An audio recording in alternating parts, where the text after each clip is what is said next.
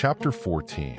And it came to be in the days of Amraphel sovereign of Shin-Ar, Areo sovereign of Elasa, Ki-Orla Omer sovereign of Elam, and Tiel sovereign of Goyim, that they fought against Bera sovereign of Siam, Bereshith sovereign of Amorah, Shina sovereign of Amma, Shemer sovereign of Tsioim, and the sovereign of Bela, that is Tsoar.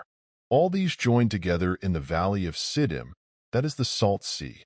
12 years they served Ki-Orla Omer, and in the 13th year they rebelled.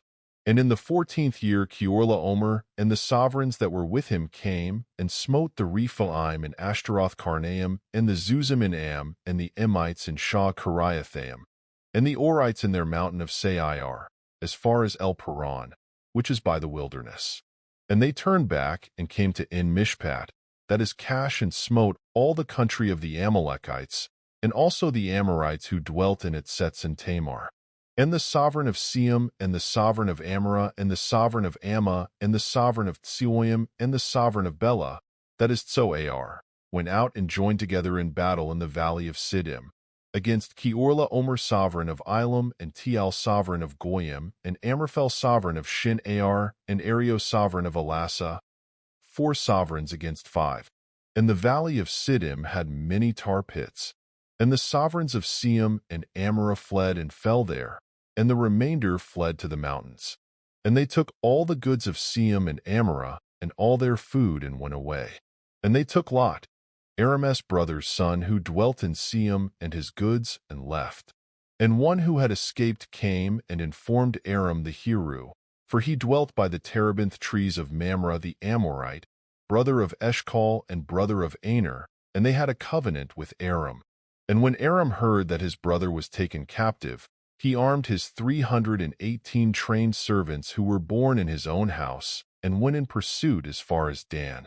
And he and his servants divided against them by night, and smote them, and pursued them as far as Oah, which is on the left of Damascus.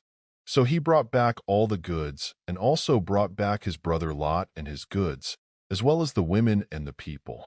And after his return from the defeat of Ki-Orla Omer and the sovereigns who were with him, the sovereign of Siam came out to meet him at the valley of Shah, that is, the sovereign's valley.